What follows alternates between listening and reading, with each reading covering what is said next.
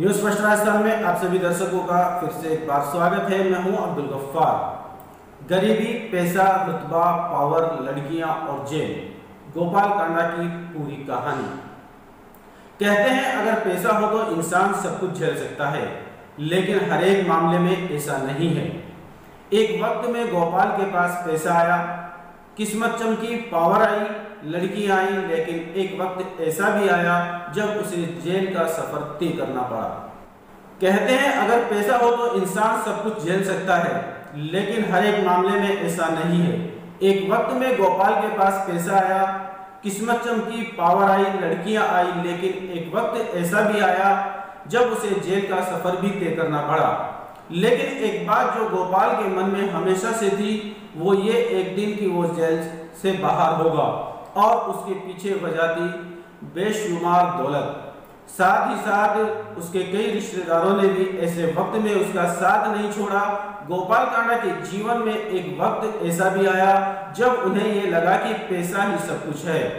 पैसा है तो रिश्तेदार है, और फिर पैसे वाले की गलत हरकतें भी सही लगने लगती है। दिल्ली के चर्चित गीतिका शर्मा सुसाइड केस में फैसला आ गया, गोपाल कांडा को बरी कर दिया गया है। वो राहत की सांस जरूर ले रहे होंगे, लेकिन गोपाल कांडा ने अपनी उम्र में गरीबी, पैसा, रुतबा, पावर, लड़कियां और जेल सब कुछ देख लिया। गोपाल कांडा इस वक्त हरियाणा के सिरसा से विधायक हैं। कभी वो खराब हो चुके रेडियो टीवी रिपेयर किया करते थे, लेकिन ईश्वर ने गोपाल के लिए कुछ अलग ही सोच रखा था। गोपाल के सपने बहुत बड़े थे। गोपाल ने रेडियो रिपेयर की अपनी दुकान पर ताला लगा दिया और अपने भाई गोविंद कांडा के साथ मिलकर एक नया धंधा शुरू किया। गोपाल ने भाई गोविंद के साथ जूते और चप्पल की दुकान खोल ली। धीरे धीरे गोपाल ने जूते बनाने की फैक्ट्री भी शुरू कर दी।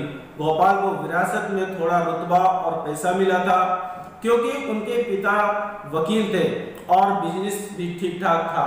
पिताजी ने बचत भी खूब कर रखी थी, लेकिन गोपाल के सपने बहुत ऊंचे थे। उसे लगा या तो मेहनत करके तरक्की हासिल की जा सकती है, वरना मेहनत के साथ साथ जी हुजूरी का गुण आ गया तो इसका फायदा मिल सकता है। लिहाजा उसने वैसा ही किया। लिहाजा उसने नेताओं और अफसरों से रिश्ते बनाना शुरू किए, उन्हें खुश किया, उनकी लाइजिंग शुरू की ताकि वो उनसे फायदा उठा सके। इसी दौरान भारतीय प्रशासनिक सेवा में एक अफसर की सिरसा में पोस्टिंग हुई। वो कांडा का रिश्तेदार था। इस IAS अधिकारी का ट्रांसफर गुरुग्राम हो गया। उस वक्त गुरुग्राम की शक्ल सूरत बदल रही थी।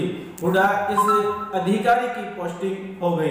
2007 में गोपाल कांडा ने अपने पिता के नाम पर मुरलीधर लखराम के नाम एक एयरलाइंस शुरू की, MDLR एयरलाइंस। हालांकि एयरलाइंस ज्यादा दिनों तक नहीं चली। इसके साथ साथ कांडा ने एक के बाद एक कई बिजनेस खोले। इनमें से कई बिजनेस चले, कांडा ने खूब कमाई की और उससे दूसरा बिजनेस खोला। यह सिलसिला बढ़ता चला गया, प्रॉफिट होता चला गया। कांडा ने इस दौरान कई प्रॉपर्टी खरीदी, बेची और खूब मुनाफा कमाया, सेविंग की और ऐश की जिंदगी बिताई। Gopal Kanda hotel, casino, property dealing, school, कॉलेजों और लोकल न्यूज चैनल का मालिक बना। गोपाल कांडा ने साल 2009 में निर्दलीय उम्मीदवार के रूप में चुनाव लड़ा और जीता भी। गोपाल कांडा तब भूपेंद्र सिंह हुड्डा के साथ मिल गए और उनको हुड्डा सरकार में गृह राज्य मंत्री बनाया गया। दरअसल गीतिका शर्मा एयरलाइंस कंपनी में काम करने के लिए आई थी। गीतिका को साल 2006 में कांडा की कंपनी में ट्रेनिंग केबिन क्रू के रूप में नियुक्ति मिली और 6 महीने बाद ही एयर होस्टेस बना दिया गया। धीरे धीरे कांडा और गीतिका के बीच नजदीकियां बढ़ने लगी। वो उसकी हर संभव मदद करने लगे। ऐसा कहा जाता है कि कांडा ने गीतिका को कई गिफ्ट्स दिए, जिनमें महंगी कारें भी शामिल थी। लेकिन एक वक्त ऐसा आया जब गीतिका और कांडा के बीच दूरियां शुरू हो गई, ईगो बीच में आ गई। कहा जाता है कि गीतिका को कंपनी की तरफ से परेशान करना शुरू कर दिया गया। इसमें कांडा का साथ दिया कंपनी में काम करने वाले अरुणा चड्ढा ने। पूरे लाव लश्कर के साथ चलने वाले गोपाल कांडा की जिंदगी में सबसे बड़ा झटका उस वक्त लगा जब गीतिका शर्मा ने 2012 में दिल्ली के अशोक विहार इलाके में खुदकुशी कर ली। साल 2012 की यह घटना थी। खुदकुशी के पीछे क्या नौकरी जाने का डर था या फिर कुछ ऐसे रास्ते जो दफन हो गए, इसके बारे में ज्यादा जानकारियां सामने आई। कुछ वक्त बाद गीतिका की मां ने भी खुदकुशी कर ली। गीतिका केस में गोपाल कांडा का जेल का सफर तय करना पड़ा। वो 18 महीनों तक जेल में रहे, लेकिन गोपाल कांडा अब चाहता था कि वो किसी तरह से दोबारा पावर में आ जाए।